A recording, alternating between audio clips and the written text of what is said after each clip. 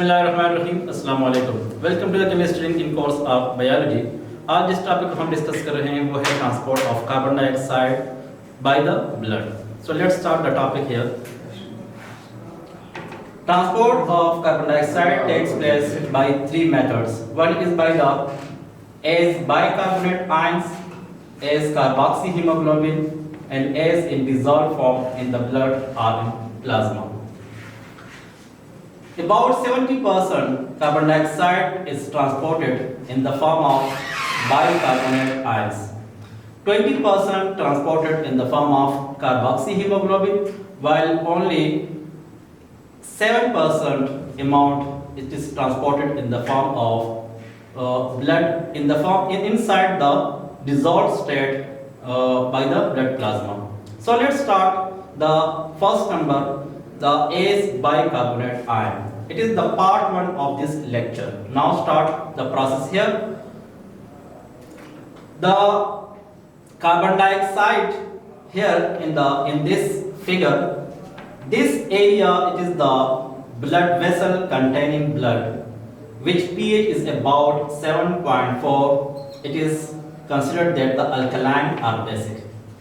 These red color, these are the RBCs or erythrocytes. Now here this structure is a kind of special cell, yeah, we can say that these are the tissues having this free space called as the interstitial space. ये एक tissue भी है, ये एक cell भी हमने यहाँ पर बनाया हुआ है। तो अगर हम कहें कि ये पूरा पार्ट टिश्यूज का है तो ये ठीक होगा, क्योंकि हमने यहाँ पर इंटरस्टिशियल स्पेस का भी जिक्र किया हुआ है। अब यहाँ पर देख लीजिए, इनसाइड दिस टिश्यूज या cell, food is oxidised to produce ATPs and carbon dioxide. Now this carbon dioxide is present inside the tissues or cells. It will be diffused out, yeah, it will be diffused out by the process of osmosis into the blood. जो ही ये carbon dioxide इस tissues या cell से blood की तरफ आता है, तो ये कार्बन डाइऑक्साइड चूंकि अब इस ब्लड में मौजूद है, तो क्या इस ब्लड के 7.4 pH पर कोई असर पड़ेगा कि नहीं, कि जहां पर RBCs यानी एरिथ्रोसाइट्स भी मौजूद है। सो यहाँ पर इस मैकेनिज्म को स्टार्ट कर लेते हैं कि जो ही कार्बन डाइऑक्साइड अब इस ब्लड के अंदर आ गया, हम जानते हैं कि ब्लड एक सॉल्यूशन है, एक कंपोजिशन है जिसके यहाँ लॉट ऑफ वाटर भी पाया जाता है। अब इसके यहाँ एंजाइम भी मौजूद है जिसका नाम है कार्बोनिक एनहाइड्रेस। यही कार्बन डाइऑक्साइड और वाटर इनसाइड दिस ब्लड ये मिलकर बनाएंगे carbonic acid H2CO3 in the presence of enzyme carbonic anhydrase. और ये एक रिवर्सिबल रिएक्शन है। वजह क्या है कि ये जो कार्बोनिक एसिड है ये अनस्टेबल मॉलिक्यूल होता है। क्यों? क्योंकि एक्वस मीडियम के अंदर ये यहाँ पर सून डिसोसिएट होता है, ये अपना शक्ल जो है वो स्टेबल नहीं रखता, तो ये एकदम डिसोसिएट करने लगता है, तो ये बनाता है H+ एंड HCO3- आयंस, यानी बाइकार्बोनेट आयंस इन्होंने बना लिए। अब यहाँ पर एक क्वेश्चन अराइज होता है कि जितने ज्यादा H+ आयंस बनते रहेंगे इनसाइड दिस ब्लड, ये यकीनन एसिडिटी को प्रमोट करता रहेगा, जिसकी वजह से ये जो 7.4 pH है ब्लड का, शायद इसमें चेंज आ सकता है। तो ये अब एक प्रॉब्लम बनने लगा। To overcome this problem, buffer of haemoglobin form. यहाँ इसके अंदर RBCs पाए जाते हैं, और ये RBCs रेड क्यों होते हैं?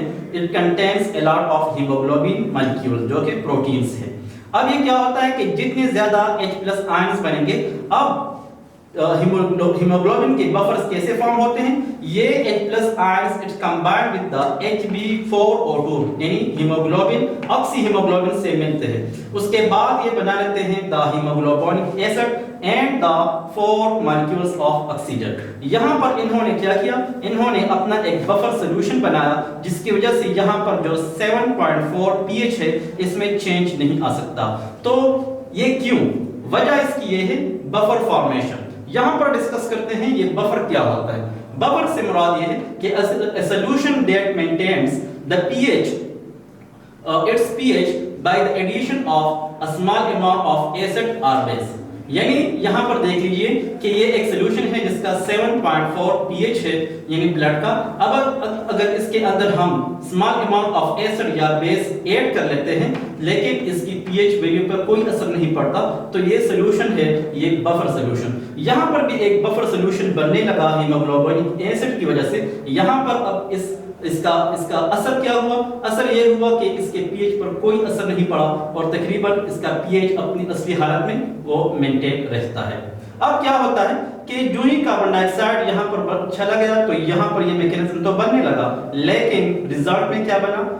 4 ऑक्सीजन। अब ये 4 oxygen molecule it will be diffused out from the blood inside these tissues या सेल्स। अब ये ऑक्सीजन यहाँ पर आता है, कार्बन डाइऑक्साइड चला, ऑक्सीजन आया, तो यकीन हम यहाँ पर कहते हैं कि ये गैसियस एक्सचेंज होने लगा between the blood vessels and the tissues और सेल्स। यहाँ पर एक्सचेंज होने लगा और हम ये भी जानते हैं कि एक्सचेंज मोस्टली होता है कैपिलरीज में से, तो यकीनन ये ब्लड वेसल कैपिलरी ही हो सकता है, जिसकी वजह से कार्बन डाइऑक्साइड आउट तो ऑक्सीजन अब यहाँ पर टिश्यूज या सेल्स को एंटर होने लगा। अब आगे क्या होता है? अब यहाँ पर देख लीजिए, ये वही मैकेनिज्म दोबारा मैंने बनाया हुआ है कि ये ब्लड वेसल है, इसके यहाँ रेड कलर पर मौजूद आरबीसीज हैं जिसको नॉर्मली इरिथ्रोसाइट्स भी कहा जाता है। अब ये वो सेल्स हैं जिन्होंने टिश्यू बनाया हुआ है, ये पार्ट है इंटरस्टिशियल स्पेसेस का और कार्बन ऑक्सीजन यहाँ पर आने लगा। ये ऑक्सीजन करता क्या है? ये यहाँ पर करता है कि ये फूड जितना भी इस सेल्स के पास होता है उसके साथ ये अगली ऑक्सीडेशन करता है, एटीपीज बनाता है और रिजल्ट में फिर कार्बन डाइऑक्साइड बना लेता है। तो ये यूं इस तरह का गैसियस एक्सचेंज मेंटेन होने लगा। यहाँ पर एक फिनोमेनन है जिसको कहते हैं हिम्बर्गर फिनोमेना या इसको क्लोराइड शिफ्ट भी कहा जाता है। ये क्या प्रॉब्लम है, ये क्या जो है फिनोमेनन है? यहाँ पर हम देखते हैं इस एरिथ्रोसाइट्स को यहाँ पर मैंने जूम किया हुआ है और इसका स्ट्रक्चर मैंने ड्रा किया है। एरिथ्रोसाइट्स एक आरबीसी एक राउंड शक्ल का होता है जिसके इस सरफेस मेम्ब्रेन पर मौजूद कई प्रोटीन्स होते हैं जिसको कहा जाता है बाइकार्बोनेट क्लोराइड कैरियर प्रोटीन्स। ये इसके सरफेस पर काफी अमाउंट में होते हैं। ये करते क्या है कि जितने ज्यादा कार्बोनेट आयंस वहां पर बने कि जितने ज्यादा जो है इस ब्लड के अंदर जो भी सब्सटेंसेस बनते हैं तो जिसकी जरूरत होती है वो अंदर आते हैं, जिसकी जरूरत नहीं होती वो यहाँ से निकलकर बाहर चलना शुरू कर देते हैं। तो ये बाहर वाला पार्ट क्या है? ये एरिथ्रोसाइट्स का बाहर वाला पार्ट ब्लड प्लाज्मा कहलाता है। ब्लड प्लाज्मा के अंदर नॉर्मली ऑल यूजफुल सब्सटेंसेस पाए जाते हैं जिसमें से डब्ल्यूबीसीज, एंटीबॉडीज, शुगर, साल्ट्स, ये तमाम सब्सटेंसेस पाए जाते हैं। तो उसके यहाँ पाया जाता है क्लोराइड आयंस भी। अब यहाँ पर क्या है? इस एरिथ्रोसाइट के अंदर पोटेशियम आयंस भी पाए जाते हैं। उसके साथ साथ यहाँ पर चूंकि बाइकार्बोनेट आयन बने थे, अब उस पर माइनस चार्ज है, ये यहाँ से निकलकर सीधा प्लाज्मा की तरफ आते हैं जहां पर मौजूद है सोडियम प्लस आयंस। अब ये बाइकार्बोनेट आयंस और ये सोडियम प्लस आयंस मिलकर ये बनाते हैं सोडियम बाइकार्बोनेट और यहाँ पर ये जो क्लोराइड आयंस इस इरिथ्रोसाइट्स के अंदर चलता है तो ये पोटेशियम प्लस आयन के साथ मिलकर बना लेता है KCl पोटेशियम क्लोराइड। तो यहाँ पर इन्होंने पोटेशियम क्लोराइड बनाया इनसाइड इट और यहाँ पर ब्लड प्लाज्मा के अंदर इन्होंने सोडियम बाइकार्बोनेट बनाया। यहाँ पर अब क्या हुआ कि ये एक क्लोराइड शिफ्ट कंप्लीट हुआ या हैम्बर्गर फिनोमेनन यहाँ पर कंप्लीट हो जाता है। उसके साथ साथ हम पढ़ते हैं एक नोट को कि जो बहुत इंपॉर्टेंट है। वो नोट ये है कि कार्बन डाइऑक्साइड का पार्शियल प्रेशर अगर ये हाई होता है इनसाइड द टिश्यूज, ये जो पार्ट है ये टिश्यूज या सेल्स हैं, यहाँ पर अगर कार्बन डाइऑक्साइड का पार्शियल प्रेशर ज्यादा होता है तो जो फिनोमेनन हम पहले पढ़ चुके वही टेक्स प्लेस होगा। लेकिन यानी the above procedure will be takes place. लेकिन एक क्वेश्चन दोबारा अराइज होता है कि if partial pressure of carbon dioxide is high in the blood, अगर यहाँ पर कार्बन डाइऑक्साइड का पार्शियल प्रेशर ज्यादा होता है बजाय इसके, तो फिर क्या होगा? यहाँ पर प्रोसेस रिवर्स्ड हो जाएगा। किस तरह रिवर्स हो जाएगा? यहाँ पर H प्लस आयंस के साथ ये दोबारा बाइकार्बोनेट आयंस मिलेंगे तो ये कार्बनिक एसिड को बना लेंगे, और कार्बनिक एसिड चूंकि रिवर्स रिएक्शन करता है कार्बन डाइऑक्साइड और वाटर के साथ, इसी वजह से यही कार्बोनेट ये कार्बनिक acid it will B dissociate into the carbon dioxide and the water molecule. चूंकि ये रिवर्स रिएक्शन है, इसी वजह से इन्होंने वाटर भी बनाया और कार्बन डाइऑक्साइड भी बनाया। अब क्या होता है? It is soon release by the lungs during expiration, यानी जब हम सांस को जिस्म से बाहर निकालते हैं तो फिर क्या होता है, हम कार्बन डाइऑक्साइड को जिस्म से रिलीज करते हैं, उसके साथ साथ अमाउंट ऑफ वाटर भी जिस्म से रिलीज होता है। बेसिकली कहां से आता है? ये यही कार्बनिक एसिड जो है वो इन्होंने बनाया हुआ होता है। कहां पर? इन्होंने बेसिकली इस ब्लड के अंदर ये बनाया हुआ होता है।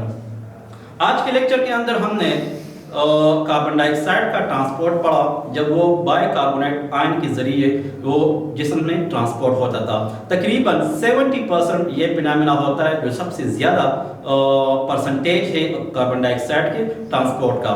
ये आज के लेक्चर का जो है वो पार्ट 1 था। उसके बाद हम पार्ट 2 भी इस लेक्चर का पढ़ेंगे कि कार्बन डाइऑक्साइड को कई और तरीक़ों से भी ट्रांसपोर्ट किया जा सकता है, जिस तरह के इसको कार्बोक्सी हीमोग्लोबिन की वजह से भी ट्रांसपोर्ट किया जा सकता है, या इसको ट्रांसपोर्ट किया जा सकता है in dissolved set inside the plasma. उम्मीद है कि आज के लेक्चर को आप बेहतर समझे होंगे।